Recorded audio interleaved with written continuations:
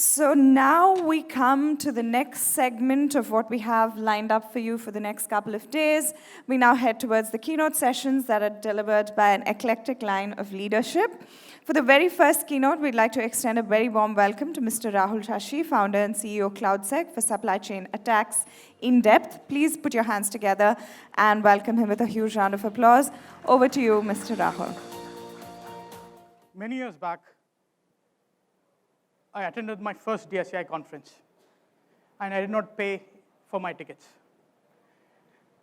I was able to sneak past the security, get inside the hall, grab all the knowledge, and go back. I still remember a CISO walking up to me, who recognized me, walking up to me and said, "Hey, Rahul, why do you not have a booth at the conference?" The fact of the matter was we didn't have any money at that point of time. We just started the business, and we were not able to afford neither tickets nor the booth.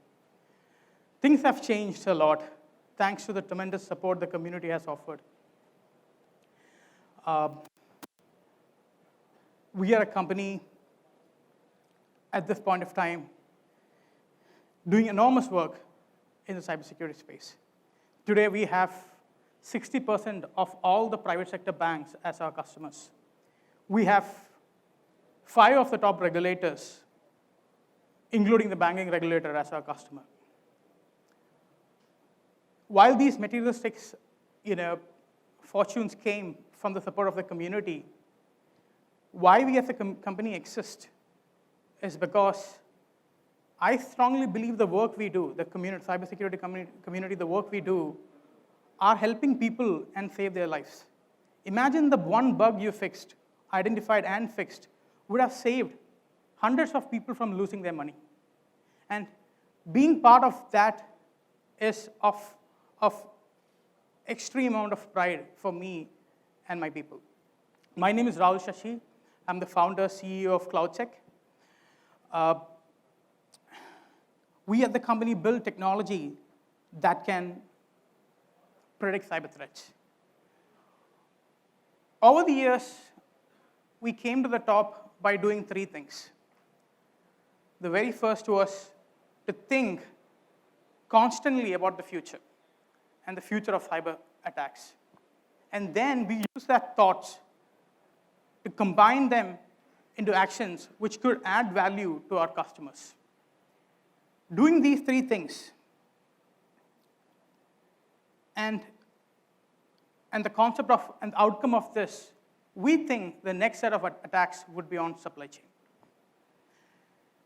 Now, before I go into the depth of supply chain, right, if you look at an organization, any organization for that matter, they are like a human body. Every organization would have a heart, lungs, kidneys, but they would all be a third-party company who is working with them. The SMS of all the banks would be provided by a third-party company. All the lead data will be sitting in a third-party CRMS data. All the employee data would be sitting in an HRMS SaaS application. Now, any attack on any of these layers can have a significant impact on the business. But the problem is, we are only seeing a small portion of the supply chain. We think vendors are the supply chain. That's not the case. Let me explain. If you look at an organization, they would have a vendor called Atlassian, right? By virtue of you having Atlassian, what will happen is you would have purchased 4 of Atlassian products, right? You would have a Jira deployment or a Confluence deployment in any of your infrastructure. Well, you can say that these are my supply chain, my vendor and softwares. But that's not it. These softwares are built by even tinier dependencies. These dependencies are even built by tinier plugins. All constitute to the supply chain of your organization. For instance, by virtue of having Jira on your infrastructure, you would have a Log4j sitting in one of your premises. By virtue of you having a Bitbucket, you would have a PyTorch in one of the infrastructure. Now, let me ask audience the question. What could happen? What are the kind of attacks that can happen to your organization just because of this? Any answers?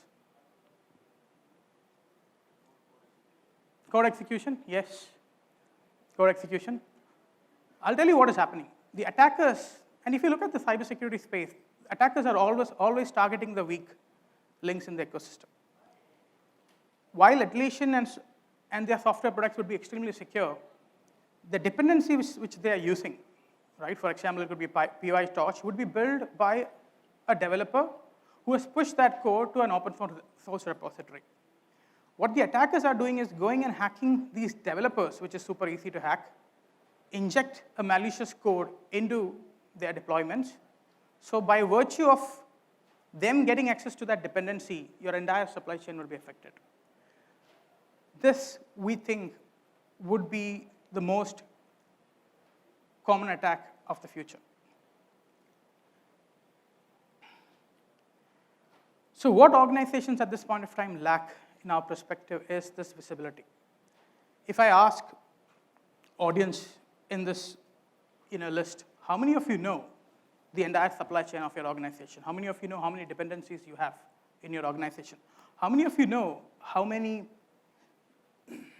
what are the kind of attack vectors? By the way, code execution via the developer is just one form of attack vector. There are numerous other attack vectors that can be used. One of them is what we call dependency hijacking, where the third-party portal where they upload dependencies the user account is hijacked, and then the program is replaced with a malicious code, right? So there are numerous kind of attack vectors that is going to come in this space.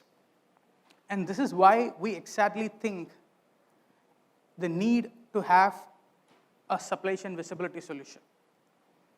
Now I have a question. How many of you know how many Log4j instances are there in your infrastructure? Any answers?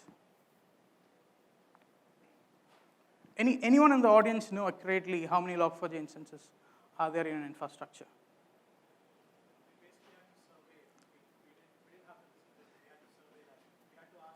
You have to ask people to get that information, right? Which is the best form at this point of time. There's nothing better. Yeah, right? We rolled out like about thousands of surveys to all our suppliers and Yeah. basically get their responses if they're impacted or Yeah. what did they do, right? Yeah. Nothing beyond that. Is there a better way at this point of time to manage this information? Anyone else who's having a different way? Right?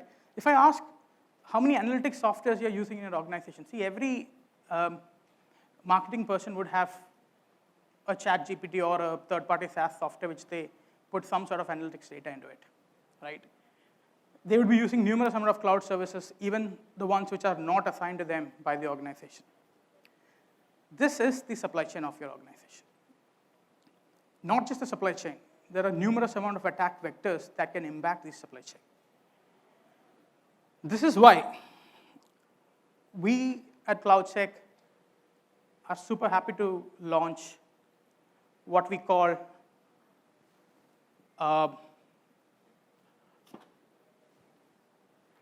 SVigil, a supply chain monitoring software.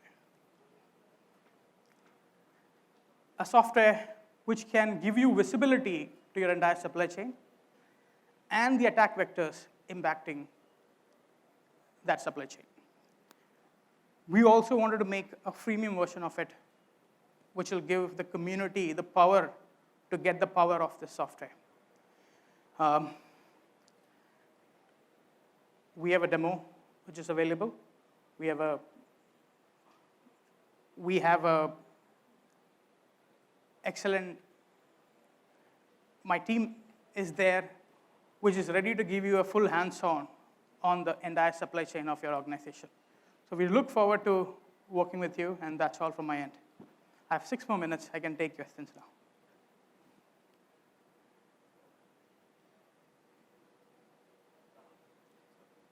Yeah. Before I give you the demo, oh, sorry.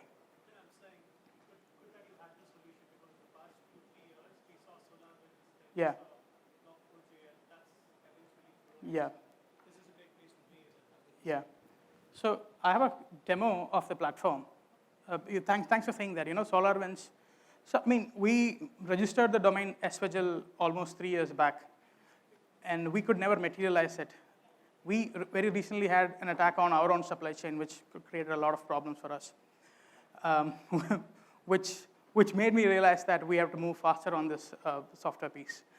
What SVigil can give you is, it'll give you, resolution is bad, it can tell you how many vendors you have, how many core infrastructure you have, how many third-party softwares you have, how many third-party integrations you have, right? And we can also pinpoint what are the attack vectors impacting each of those. So we can not only tell you whether you have a Log4j, we can tell you whether any of your vendors have a Log4j sitting in their infrastructure. So 2 level of depth is what we can provide at this point of time with SVigil. Someone was going to.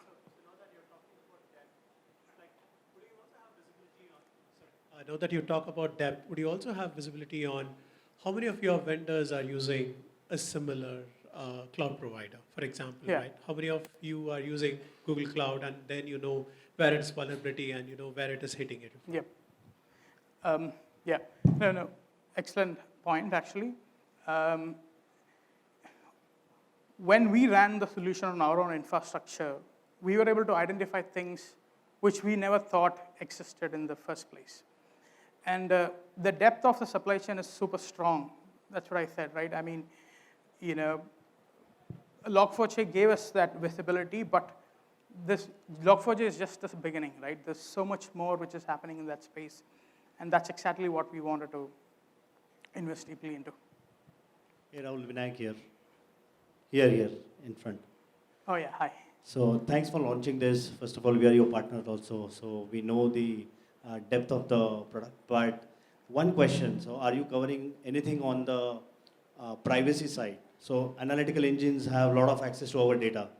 So what level of access they have on the privacy piece, and how we can comply or control that?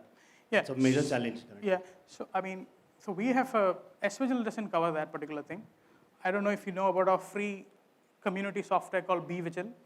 BVigil is a free tool which you can install on your phone. It will tell you the security score of every application installed on your phone.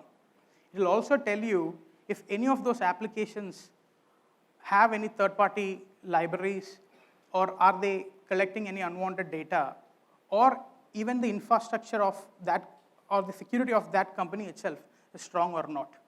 BVigil is in the form of a web application as well as a mobile application. On the web app, you can go search the name of any company who has a mobile app, by the way. This is a consumer-facing free tool which we have, which gives that visibility. It's called BVigil. And I would recommend all of you guys to check it out. But thanks a lot for the support. Again, I said, it's not about the materialistic value. Everything we do in the community actually has a strong impact on the physical world. So everything we do today is going to positively impact the lives of people, and that's what I think we are all here for. Thank you. Thank you so much, Mr. Rahul. There you go, the journey, the understanding of the various kind of attack vectors, visibility and threats, and of course the larger vision. I'd like to ask you to stay on stage so we can hand over a token of our appreciation to you. Thank you for joining us, and thank you for speaking with us today.